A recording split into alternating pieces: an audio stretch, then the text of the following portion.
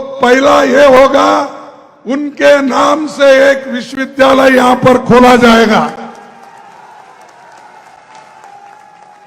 आपके परमिशन से बोल रहा हूं, नहीं तो कल बोलेंगे मेरे परमिशन के खिलाफ कैसा बोले। आपके परमिशन से बोल रहा हूं कि संत रविदास के नाम से यहां विश्वविद्यालय खोला जाएगा। और जो भी अच्छे विचार वालों के स्मरण में, मेमोरी में हम हमेशा कुछ करते आए हैं, चाहे विहार हो, चाहे मंदिर हो, ये सब कर रहे हैं और यहां पर भी हम करके दिखाएंगे। ये वोटों के लिए नहीं, हम जो करते हैं दिल से करते हैं। हम जो करते हैं लोगों के हित के लिए करते हैं। इसीलिए आप ये मत सोचिए कि चौहान ने गेहूं दिया, राशन दिया, वो फलाना दिया, ये कुछ नहीं। अरे सबसे ज्यादा आपको जो फायदेमंद है वो इस देश का संविधान है, वो हमने दिया है। और इन्होंने क्या किया, यहां पर तो मंदिर बनाने का वायदा किया, लेकिन दिल्ली में ये 14 अगस्त 2019 में वहां जो रविदास जी की मंदिर थी, इन्होंने बुलडोजर लगा के उसको तोड़ दिया। ये लीजिए, मैं दे देता हूं, क्योंकि सबूत मांगते हैं ना। ये टाइम्स ऑफ इंडिया का ये है, ये ले लीजिए सबूत के तौर पर, आप देख लीजिए। यानी ये लोग ऐसे हैं कि मुख में राम बगल में छुरी। मुख से तो बोलते हैं रविदास जी, बाबा साहब, सभी का नाम लेते हैं, लेकिन वो किसी मकसद से लेते हैं।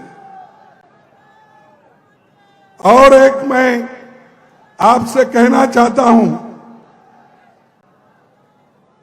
कभी रविदास जी ने ये नहीं कहा, वो कहते थे किसी की पूजा इसलिए ना करो कि वो बड़े पद पर है।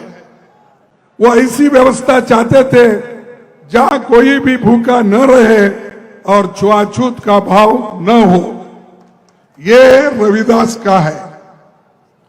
और उन्होंने ये भी कहा, ऐसा चाहूं राज में, ऐसा चाहूं राज में मिले सबनों को अन्न, मिले सबन को अन्न, छोटे बड़े सब राम, छोटे बड़े सब सम बसे, रविदास रहे प्रसन्न। तो ये रविदास का कहना है, कोई सिर्फ पूजा करने से सब कुछ होता है नहीं, लेकिन मैं चाहता हूं, उन्होंने कहा सबको मिले अन्न खाने के लिए, पेट भरने के लिए, सबको सम्मान मिले, और उसी से रविदास प्रसन्न होते हैं और किसी से नहीं। तो ये रविदास जी का कहना है। लेकिन ये लोग, जैसा कि अभी हमारे कमलनाथ जी ने कहा कि भाई यहां पर नंबर 1 बहुत से चीजों पे है, वो मैं दोहराना नहीं चाहता। और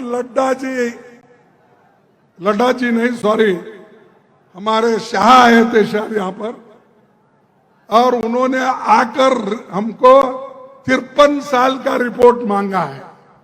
मैं 53 साल का रिपोर्ट देता हूं, हमने क्या किया। मेरे पास है आंकड़े, मैं बाद में बताऊंगा आपको, थोड़ा सा आप समय दीजिए मुझे। ये मध्य प्रदेश में एक व्यक्ति 18 साल से हुकूमत कर रहा है, अभी भी पिछड़ा हुआ है। अरे तुम 30, अब मोदी जी 13.5 साल गुजरात में हुकूमत किए, और यहां पर दिल्ली में आकर अब 10 साल होने आ रहे हैं। तो कितने हो गए? 24 साल, 24.5 साल हो गए। 24.5 साल यानी कांग्रेस को कहते हैं 53 साल करे हो, उसका आधा तो मोदी किया, लेकिन क्या किया? जाओ गुजरात में बच्चे आज जो पौष्टिक आहार के लिए कमजोर है, वहां सबसे पिछड़ा हुआ अगर राज्य है पौष्टिक आहार में, वो गुजरात में है। वो क्या यहां आकर मध्य प्रदेश में कहेंगे? और उनका चेला चौहान यहां पर क्या कहेगा? अरे आप कुछ कर नहीं सकते तो दूसरों पर उंगली उठाते हो। हमने जो किया वो सबके सामने है। गौर ने जो किया विश्वविद्यालय का काम, ये मोदी ने किया? क्या मोदी के वक्त में हुआ? आप बताइए। तो ये मैं यही आपसे बताना चाहता हूं कि बीजेपी हमेशा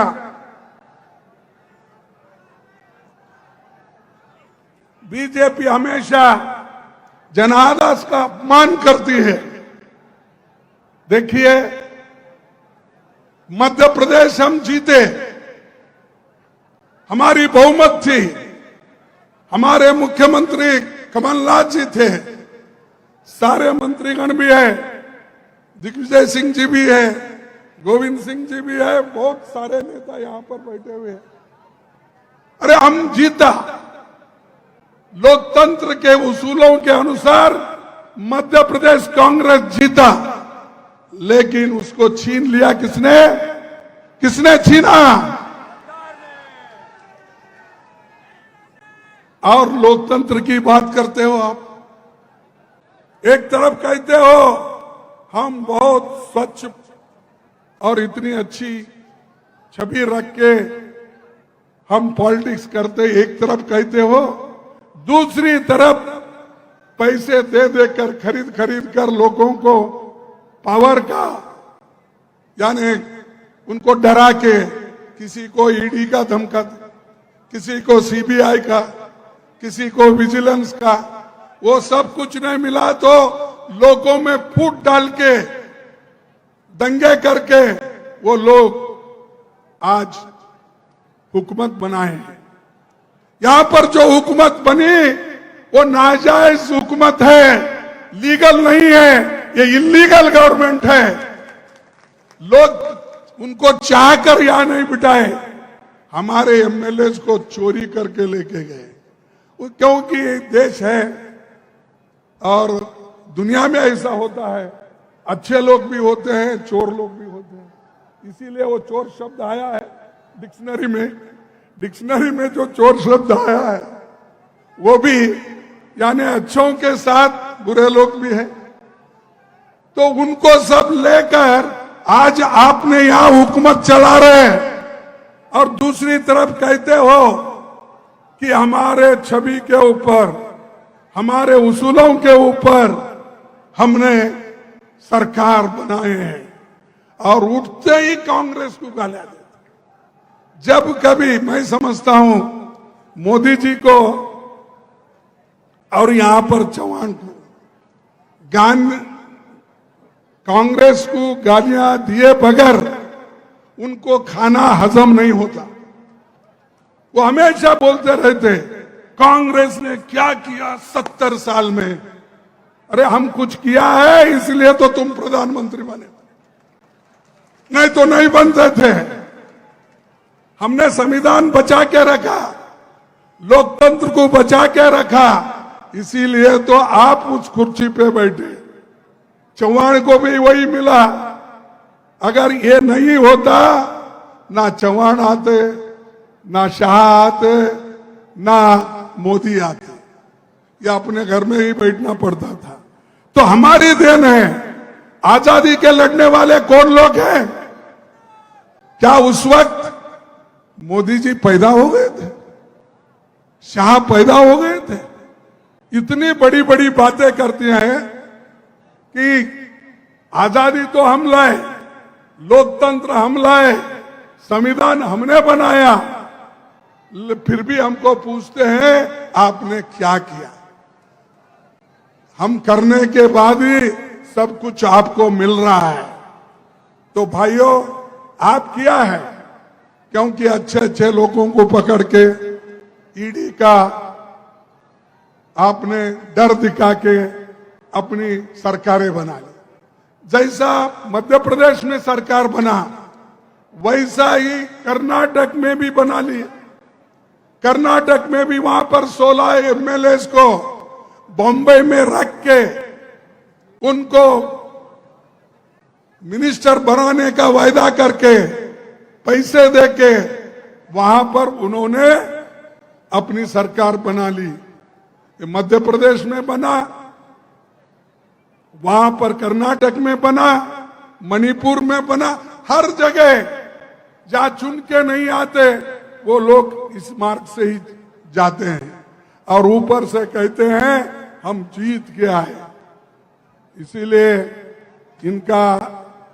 इनको दूर रखना आपको सोचना होगा, और अगर इनको दूर नहीं रखे अपने इस पावर से तो ये फिर बर्बाद करेंगे, और इनका काम ही है लोगों को बर्बाद करना।